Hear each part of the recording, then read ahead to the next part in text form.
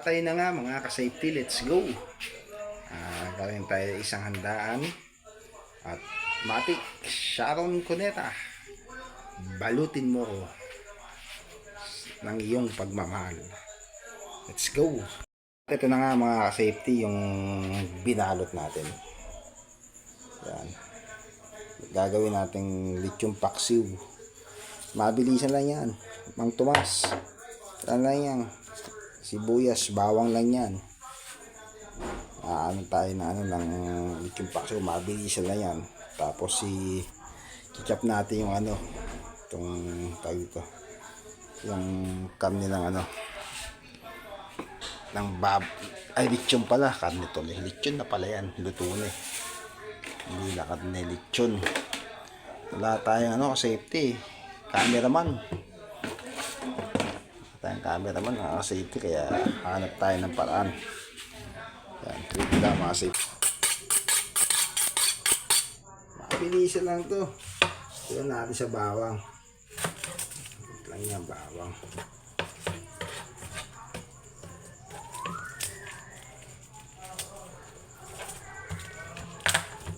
So, mabilis lang yan. Bawang.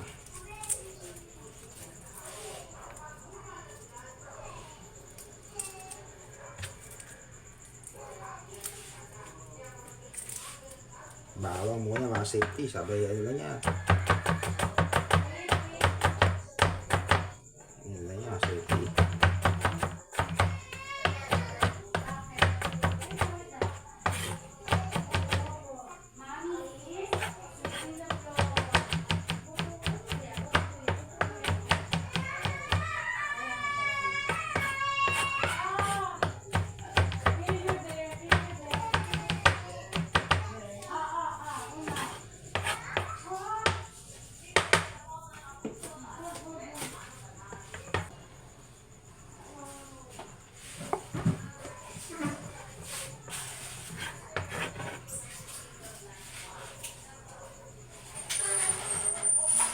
Tapos sibuyas mga ka-safety. Yan, sibuyas.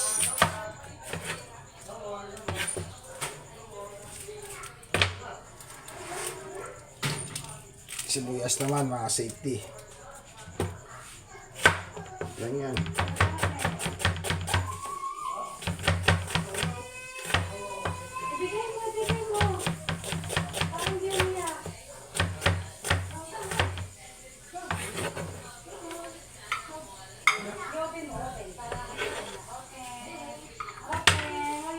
Isang sibuyas, okay na mga safety.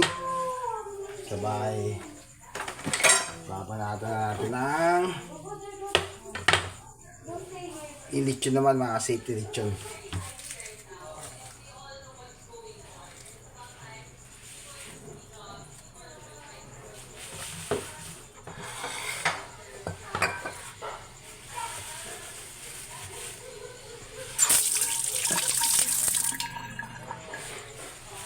Yun solid ayan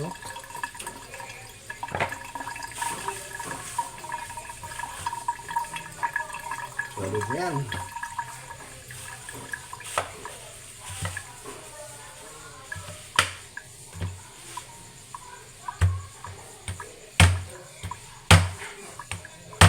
Wala tayong paano lang mga safety, pang buto na na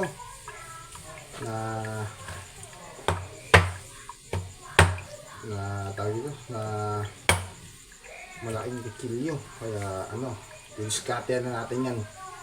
Diskarte yan yan diba?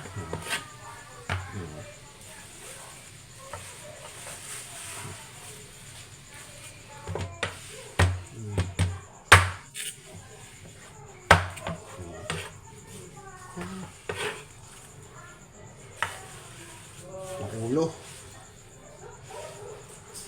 solid dito inaya mga diskarte yung safety. Pag wala kang pang dito wala tayong pang pang tawag yung malaking pang chop. na kilyo. Kaya hanapin mo yung mga ano, yun, solid, no?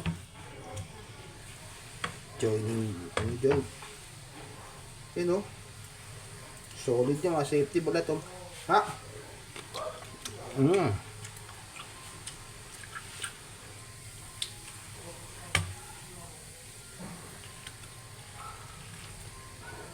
Solid.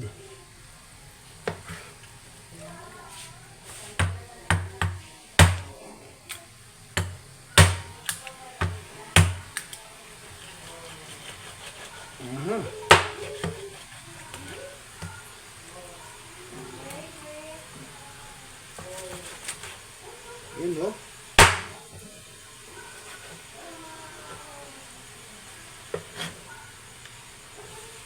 John Paksiw. Layan natin, ha. Ito.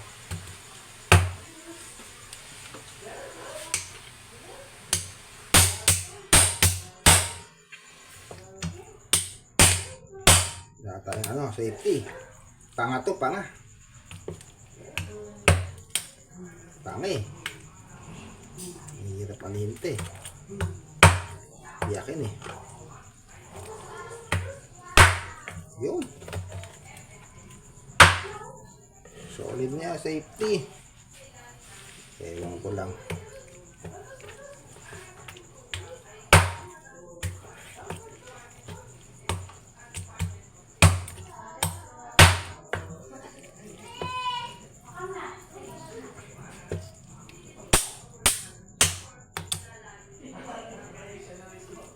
Okay nito, ha, safety.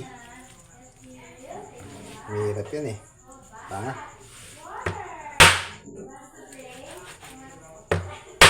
Hindi na flat yun natin, sangkalan.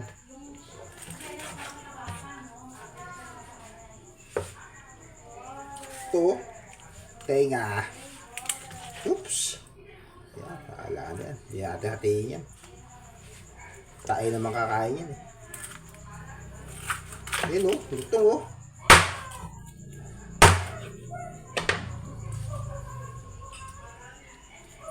Lutong o, tenga. Wala. Sarap po. Solid. Anuhan na natin to. Papagaspasan na natin to.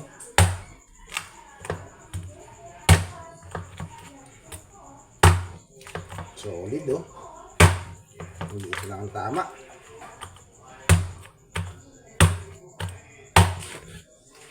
Sabay, banatan natin ito.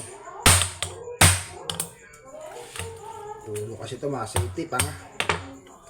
Hindi yun, oh. Diba? Patiin natin. Yan. Solid.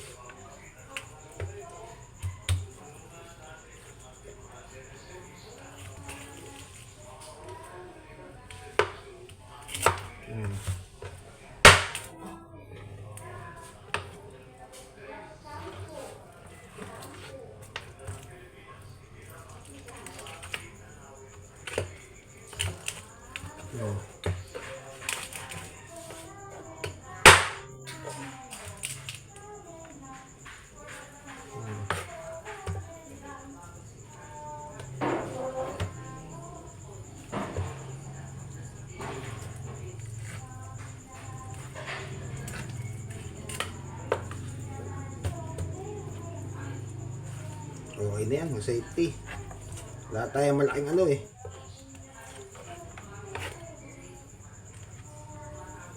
Solid na yan.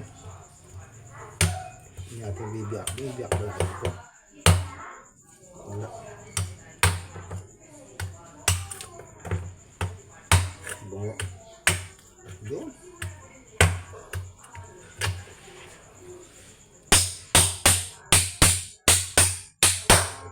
Biyak bungo, mga safety. Taku. Taku. Atin yan. Okay na yan. Yung pakso, tayo ng makakain yan eh.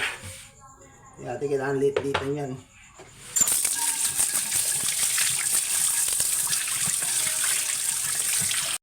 Atay na nga mga safety. Yan. Nagpahiya tayo ng kawali. Mabilis siya lang ito. Dito yung kawali. Yun. Konti mantika lang yan. Lagyan ba natin? Lagyan natin. Wala tayong taga-camera. Yan. Ayan. Ano natin. Recheck na natin mga safety. Mang tuwas. Bawang sibuyas lang yan. Mang tumas. Suka. Katalo na yan. Yan. Okay. Lagyan na natin itong ano. Itong bawang. Yan. Talo-talo yan. Oo. Medyo ano-ano na. Lagyan na natin ito sibuyas. Sibuyas ang safety. Tapos salisa lang natin yan.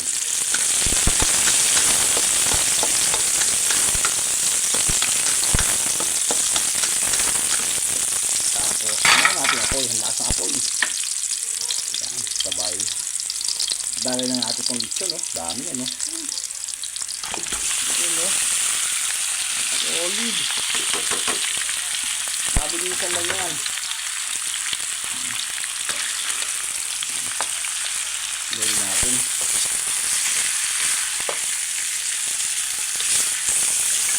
Tapos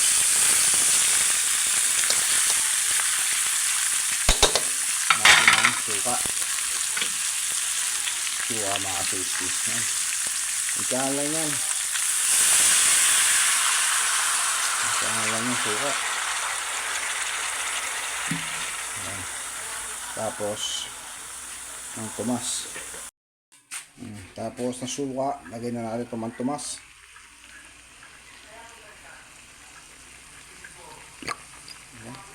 Lahatin natin isang bote. Isang bote man tumas mga safety. Tapos haluin natin. Halo mga safety, medyo patay na muna natin itong ano. Wala tayong taga-camera, mahirap magalo let's go. At ayun na nga mga safety, nahalo na natin na maayos yun, no? Kumukulo-kulo na mga safety. Ang lechon paksiw, solid, kumukulo-kulo na. Wala nang tigim-tigim niya mga safety. Okay na yan. Diba?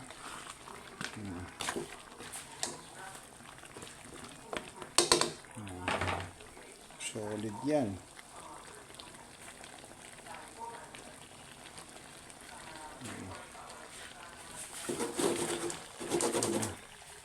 Solid. Let's go mga safety. Atay na nga mga safety, bangat tayo. Ayun, no? Solid, no? Balat ng lechon. Tabato, no? Itong pag-aayos ng bahay, short term, wala po, hindi po ito pwedeng tingin-tingin. Hindi po ba pwede ito ng isang araw, dalawang araw at nung araw ng pag-release ng estero, hindi po pwede. Dekada-dekada na po ito. Ito po ay massive effort. Unprecedented. And hindi po kaya ito ng national government yan. Kailangan natin ng local government, kailangan natin ng private sector. Yan po ang sabi ng ating Pangulo kanina sa akin, mobilize this massive effort in all sectors of society, including the private sector. Kailangan po maayos na ito. Hindi ko po matatanggap at hindi po matatanggap ng ating Pangulo na manunood na lang po tayong lahat sa TV habang ang mga kababayan natin ay nagturo sa araw-araw. It is unacceptable. I'm sure there is a solution to this. We just have to find it and we just have to do everything we can with the help of everybody to solve it. It's not going to solve everything. Hindi po nga dito na mawawala na lang ang baha sa susunod na buwan. Pero, kailangan mag-umpis na tayo. Kailangan ayusin na natin ito ngayon. Uulitin ko po, sinabi ng ating Pangulo. Enough is enough. Kailangan na po natin ayusin ito once and for all. It will start from within DPWH. It will start with the independent commission that the President will create in the next few days or weeks. It will start with a massive effort from everybody. Iingat ka lang. Government, national government, LGU, private sector, everyone. Sasasid, di ba?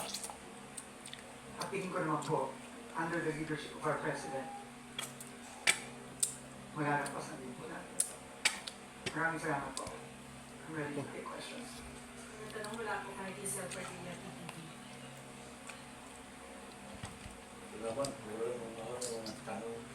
Morning, Pero Sir may Larry, publish. and congratulations po na nandito ka na nalilisin at Hindi ko alam bakit kayo nag-congratulate. Hindi po.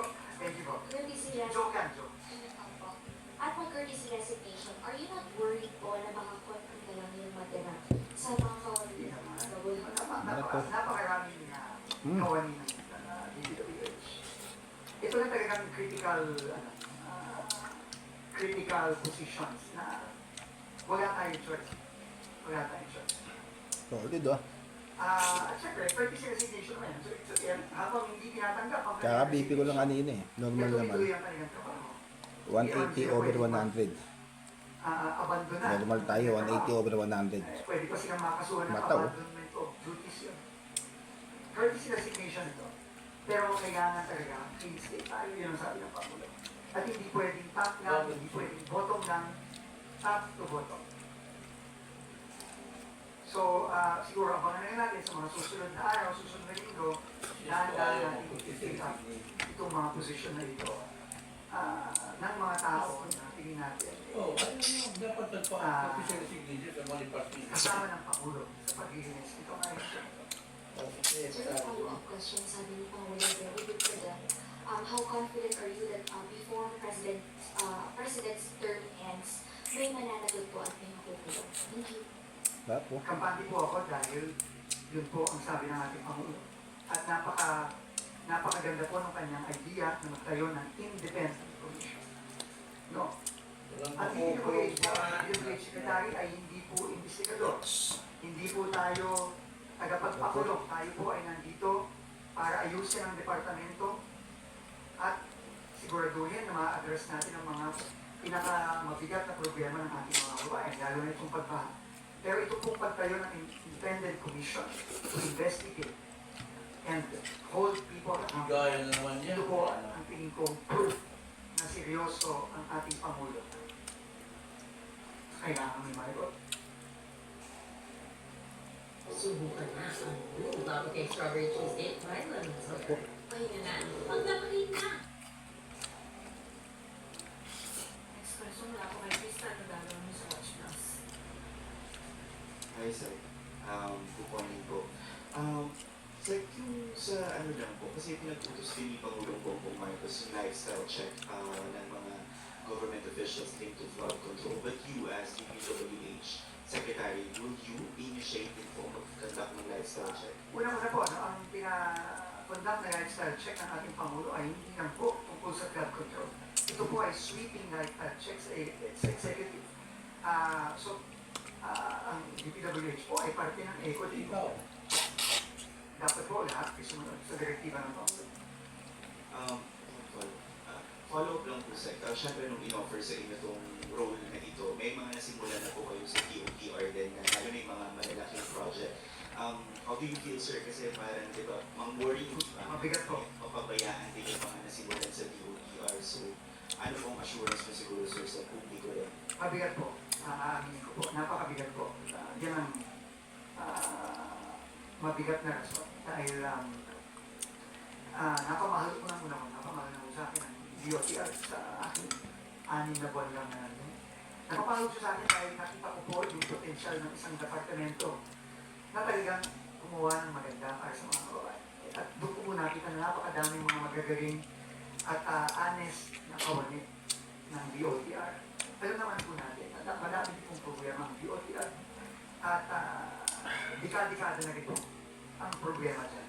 Pero doon po nakita na talagang dahil sa direktiba at will ng ating Pangulo, nakikita po natin dahan-dahan na ayos po. Kahit yung mga maliit na bagay, paano po naayos.